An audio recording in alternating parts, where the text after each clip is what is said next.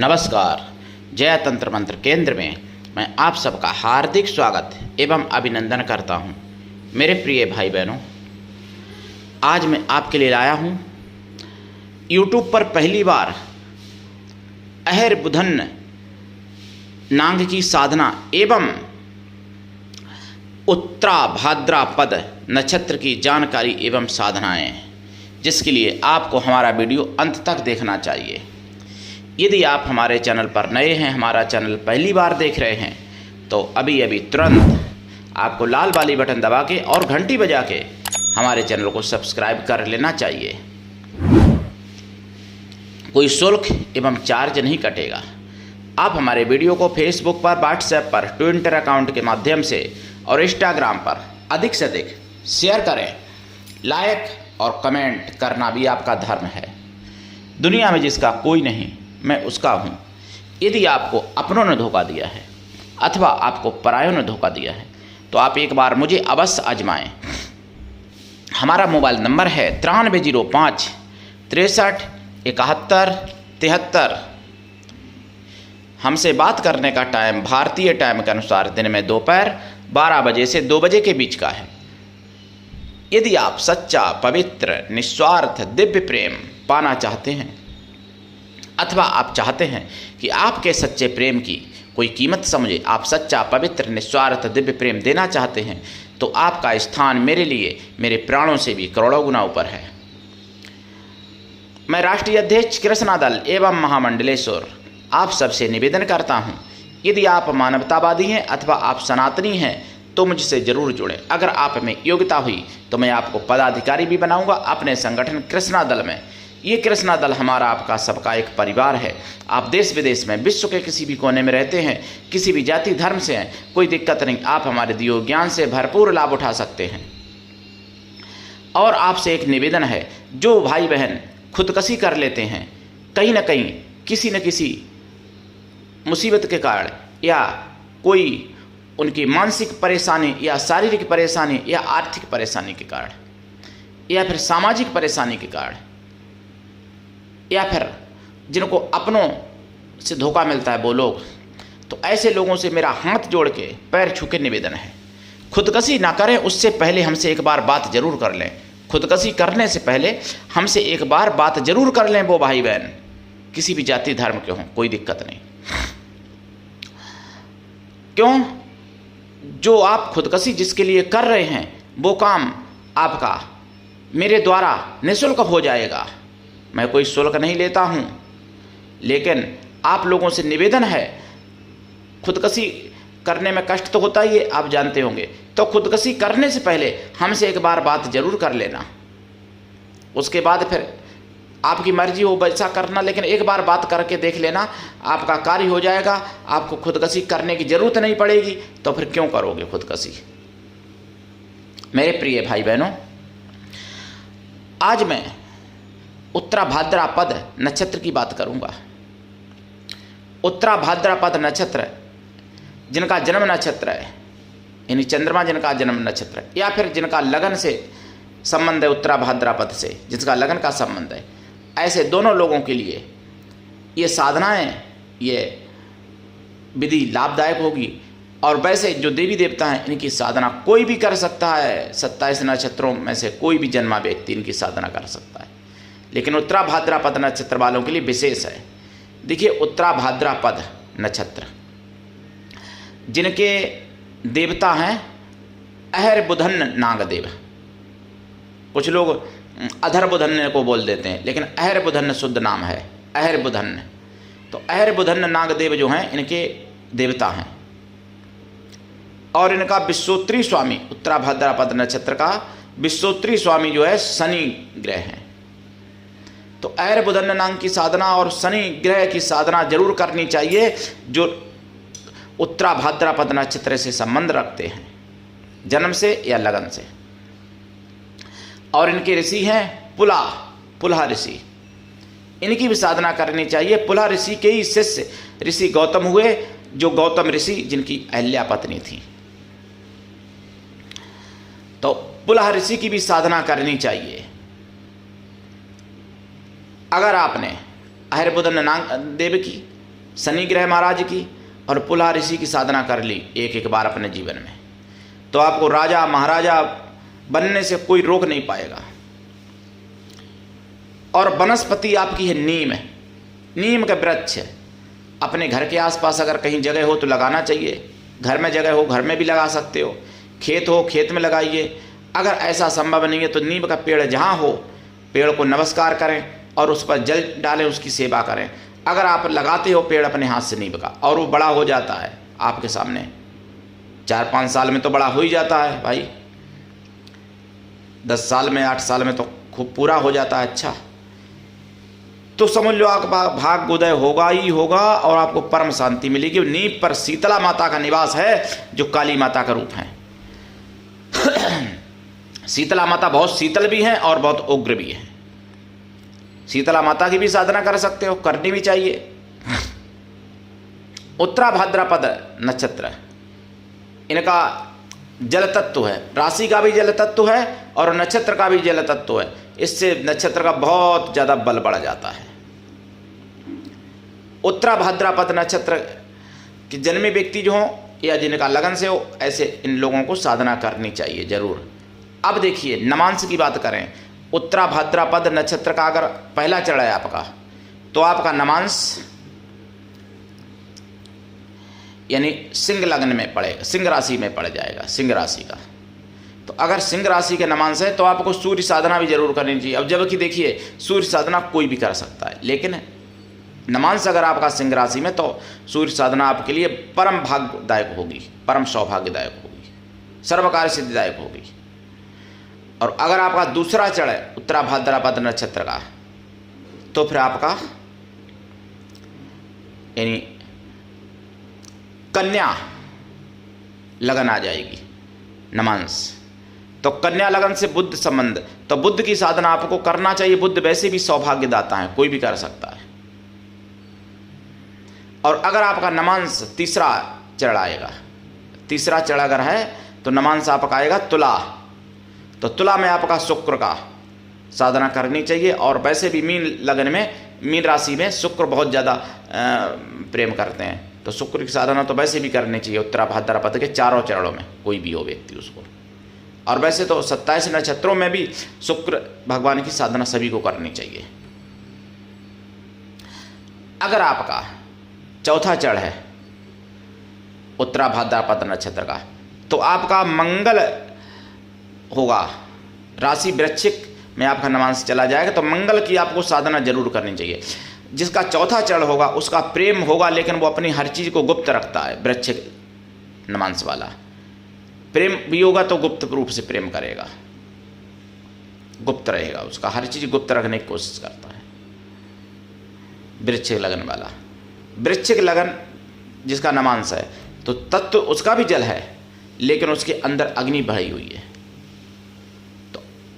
तो आक्रामक भी होता है थोड़ा, लेकिन एनर्जी पूरी यही रहेगी जैसे उत्तरा भाद्रपद जिनके राशि स्वामी बृहस्पति हैं।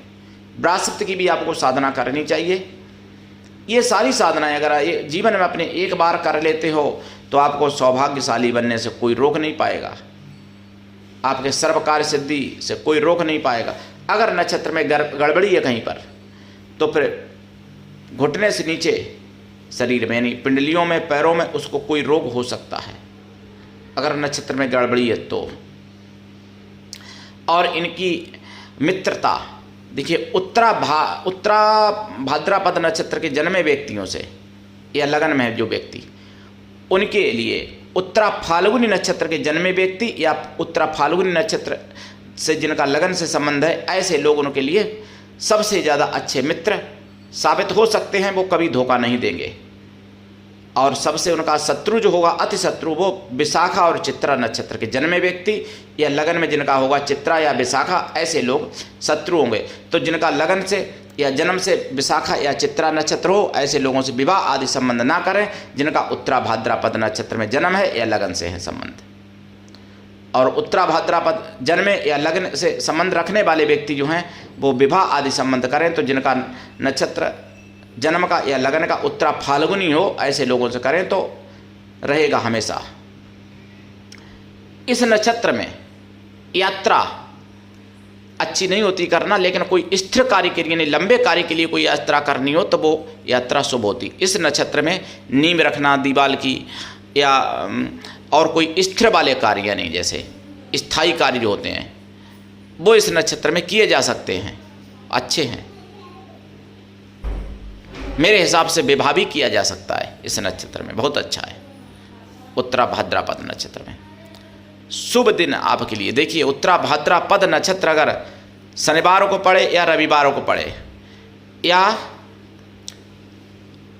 मंगलवार को पड़े या बुधवार को पड़े, ऐसे दिन अगर पड़ता है ये नक्षत्र तो उस दिन उत्तरा भाद्रपद नक्षत्र से जन्मे व्यक्ति या लगन में जिनका संबंध है ऐसे व्यक्ति जो भी कार्य करेंगे वो कार्य सफल होता है, सिद्ध होता है। अब इनके मंत्र भी मैं बता दूं। देखिए ओम अहिर्बुधन्नाय नमः ये मंत्र है।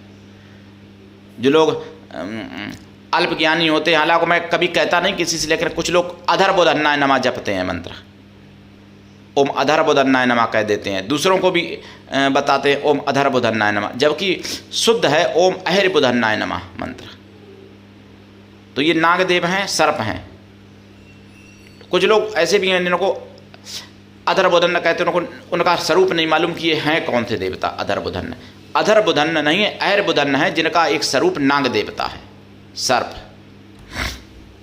अब वो भी ऐसा सर्प जो जल में रहने वाला सर्प, नहीं जल में रहने वाला नाग अधर्बुधन्न, और अमर हैं।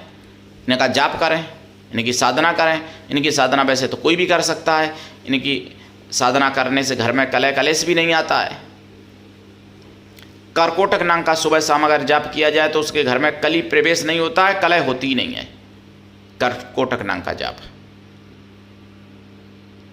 तो ऐसे भी नाग हैं हमारे जिनके नाम लेने मात्र से कलह कलेश समाप्त हो जाता है।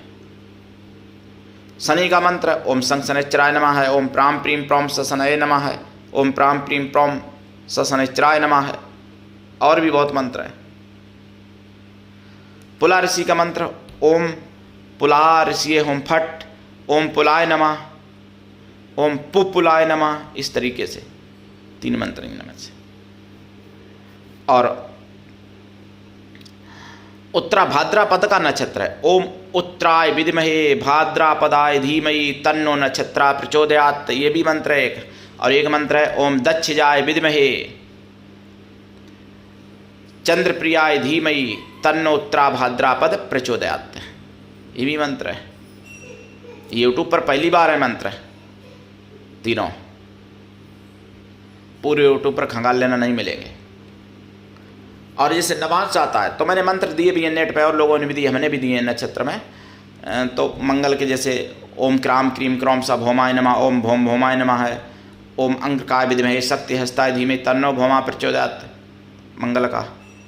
और जैसे नमांश के हिसाब से, और जैसे बुद्ध का ओम बुम बुधाय नमः, ओम स्मर्जनकाय विद्महे त्रिलोक मोहनाय धीमहि तन्नो विष्णु प्रचोदयात्, ओम ब्राह्म ब्रीम ब्रह्म स बुधाय नमः, ये बुद्ध का हो गया।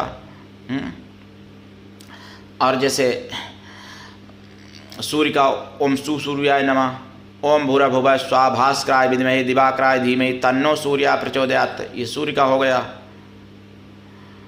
और शुक्र का जैसे ओम सुशुक्राय नमः, ओम द्राम द्रीम द्रोम स शुक्राय नमः, सूर्य का है ओम ह्राम ह्रीम ह्रोम स शुक्राय नमः। शुक्र का है ओम भ्रगुजाय विद्महे दिव्य देहाय धीमहि तन्नो शुक्रा प्रचोदयात्, ओम एंग जंगी ग्रहेश्वराय शुक्राय नमः। ये मंत्र बहुत कम लोग जानते हैं, जानते ही नहीं है ज़्यादातर। तो इन मंत्रों का भी जाप कर सकते हो अपने नमांश के हिसाब से। और बृहस्पति राशि स्वामी है तो बृहस्पति का भी करना चाहिए, जैसे ओम ब्रीम बृहस्पते नमः, ओम एंग श्री बृहस्पते नमः, ओम परब्रह्मणे विद्महे दिव्य देहाय धीमहि तन्नो गुरु प्रचोदयात्, ओम इदम गुरुवे नमः। इस तरीके से जाप करना चाहिए इन मंत्रों के। और आपको बता दें, ऐसे मंत्र अगर ऐसी साधनाएं आपने कर ली अपने जीवन में इन सबकी एक एक बार, तो फिर आपको आगे बढ़ने से संसार की कोई ताकत नहीं रोक सकती है। लेकिन लोग एक दिन में सफलता चाहते हैं, एक दिन में सिद्धि चाहते हैं, और पूरा जीवन ऐसे ही ख़त्म हो जाता है। इधर चक्कर काटते उधर चक्कर काटते, एक दिन में सिद्धि करा दो, 2 दिन में सिद्धि करा दो, 8 दिन में सिद्धि करा दो, और पूरा जीवन भटकते रहते और लास्ट में जीवन समाप्त हो जाता, सिद्धि नहीं मिल पाती। हम जो बात कहते हैं वो यथार्थ सत्य कहते हैं और उसमें कोई संदेह नहीं है। साधना लंबे समय तक करनी पड़ती है, तभी सफलता मिलती है। कुछ लोग कहते हैं कि मैं 2 दिन बैठ पाया या बैठ पाई, फिर नहीं बैठ पाया। तो जब साधना ही नहीं कर पाओगे तो सफलता कहाँ से मिलेगी? मेरे प्रिय भाई बहनों, और आपको मैं अभी और बताऊंगा, लेकिन आपके राष्ट्रवादी बात बता दूं। देखिए, अगर आपको जानना है कि व्यापार जिहाद कैसे हो रहा है, तो आपको 2024 5 जुलाई का बिंदास बोल देख लेना चाहिए सुदर्शन चैनल पर 8 से 9 बजे का, और 9 से 9:30 का जनमत भी देख लेना चाहिए, जिसमें लव जिहाद के कितने केस हुए, कैसे कैसे हो रहे हैं, कैसी कैसी ज़्यादा हो रही हैं, वो भी देख लेना चाहिए। और फिर 10 बजे आया था मिशन साइबर सिपाही 5 जुलाई, और 3 जुलाई का भी देख लेना चाहिए। आपको समझ में आ जाएगा कि कैसे कैसे सुअर सेक्युलर हिंदू जो नहीं समझना चाह रहे, उनके साथ क्या क्या हो रहा है, कैसे कैसे हो रहा है, कहाँ कहाँ हो रहा है।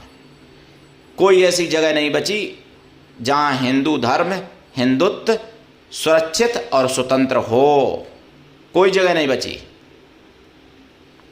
तो उसके लिए जागना पड़ेगा सेक्युलर सुअर हिंदुओं को,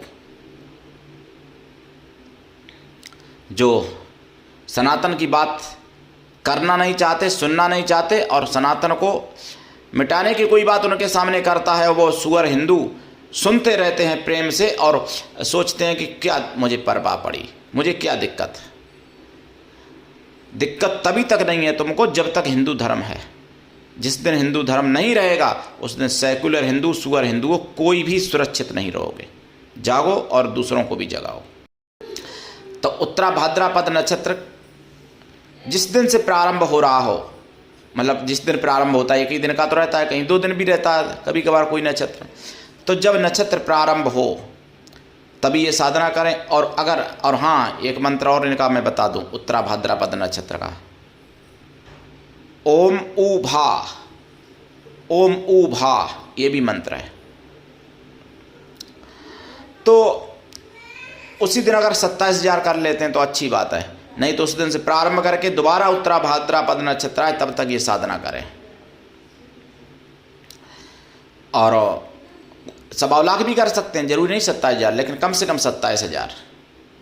साधना काल में ब्रह्मचर्य व्रत, 1 टाइम भोजन, भूमि शयन आवश्यक है। और साधना काल में शुद्ध खोया की मिठाई का प्रसाद रहेगा और पंचमेवा का प्रसाद रखा जाएगा। साधना काल में शाकाहारी भी रहें।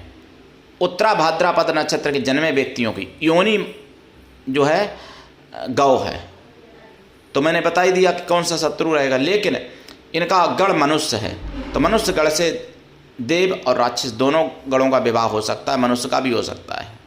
मनुष्य गण है, वर्ण क्षत्रिय है, तो वर्ण क्षत्रिय है, गण मनुष्य है।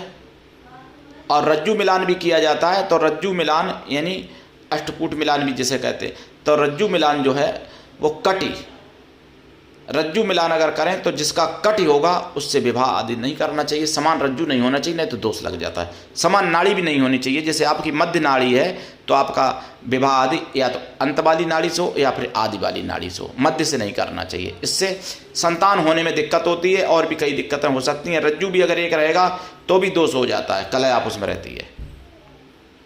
तो इसलिए गण मनुष्य, वर्ण क्षत्रिय, वर्ण का भी मिलान किया जाता है, और नाड़ी मध्य आपकी है। तो विवाह संबंध करें तो नाड़ी दोष, रज्जु दोष भी देख लेना चाहिए, वर्ग प्रीत भी देख लेनी चाहिए। वर्ग प्रीत, वर्ण अलग होता है, वर्ग अलग होता है और गण अलग होता है, ध्यान रखना। तो उत्तरा भाद्रपद नक्षत्र से संबंधित और भी जो जानकारी चाहिए आपको दे सकता हूँ। वैसे तो मैंने मुख्यतः जानकारी दे दी है, वैसे तो पूरी ज़िंदगी जानकारी दूँ तब भी पूरी नहीं हो सकती उत्तरा भाद्रपद नक्षत्र की। तो कॉल कर लेना, हमने अपना नंबर बता ही दिया है। और ये बात फिर मैं कहता हूँ कि दुनिया में जिसका कोई नहीं मैं उसका हूँ। तो गुरु भी ऐसा होना चाहिए जो दीक्षा दे और शिष्यों से कुछ भी ना ले। शिष्य भी ऐसा होना चाहिए गुरु को सब कुछ दे। और इनका स्थान कहाँ कहाँ देखिए आपको बता दें। वैसे तो सौभाग्य होता है गुरु आश्रम में रहना, जाना आना, गुरु आश्रम, लेकिन गुरु भी ऐसा होना चाहिए जिससे अपने मन की सारी बात कह सको। ऐसा नहीं कि गुरु को कभी देखा भी नहीं है या गुरु से कभी बात भी नहीं कर सकते, फ़ोन भी नहीं कर सकते गुरु के पास, और गुरु हमने उसको मान लिया, तो ऐसे कल्याण नहीं होता। गुरु से अपने मन की सारी बात कहने की क्षमता होनी चाहिए। गुरु भी आपको समय दे और आप भी गुरु को समय दो और गुरु का समय लो। अपने सारे मन की बात, सारे जीवन का राज, सारे गुप्त सुगुप्त रहस्य सब कुछ गुरु से कहने का अधिकार होना चाहिए, और गुरु सुने और आप भी कह सको, और आप गुरु की भी मन की बात पूरी सुन सको। ऐसा गुरु होना चाहिए, तभी कल्याण ऐसे गुरु कर पाते हैं। गुरु कोई भी हो सकता है, माता पिता, भाई बहन, पति पत्नी, कोई दुकानदार, कोई व्यापारी, कोई गृहिणी, पुत्री पुत्र, कोई भी गुरु हो सकता है जिसमें योग्यता है, मंत्र देने की, दीक्षा देने की क्षमता है, वो गुरु हो सकता है। हालांकि गुरु जो कार्य सिखाता है उस कार्य का तो वही गुरु है, लेकिन सतगुरु की बात कर रहा हूँ यहाँ पर, जो दीक्षा देता है सतगुरु होता है। तो मेरे प्रिय भाई बहनों, उठाइए लाभ, करिए साधना, और बिना साधना करे कोई सफलता मिलती नहीं, और बिना दीक्षा के कोई साधना सफल होती नहीं है। बहुत लोग फ़ोन करते हैं, कहते हैं गुरुजी मैं बचपन से जाप कर रहा हूँ, मैं बचपन से पूजा कर रहा हूँ, इतनी साल हो गए, गुरु अभी तक नहीं बनाया, लेकिन साधना मैं बचपन से कर रहा हूँ। बचपन से कर रहे हो तो पूरी साधना बेकार गई है आपकी।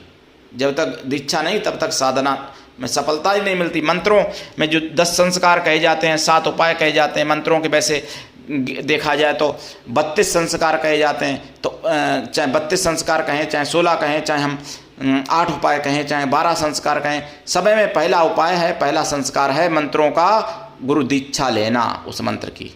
जब आपके मंत्र का पहला संस्कार ही नहीं हुआ है तो वो आपको सफलता कैसे देगा प्रिय भाई बहनों। और कुछ लोग कहते हैं मैंने ब्रह्मा विष्णु को गुरु बना लिया, भगवान हनुमान जी को बना लिया, विश्वामित्र को गुरु बना लिया। अरे भाई, वो आपको दीक्षा नहीं दे सकते तो सतगुरु कैसे हो सकते? भगवान हो सकते, उनकी पूजा करो आप, लेकिन दीक्षा लेनी है तो सतगुरु मनुष्य ही चाहिए। मेरे प्रिय भाई बहनों, उठाइए लाभ, करिए साधना। आज के लिए इतना ही, धन्यवाद। जय श्री राम, जय सनातन, जय हिंदू राष्ट्र।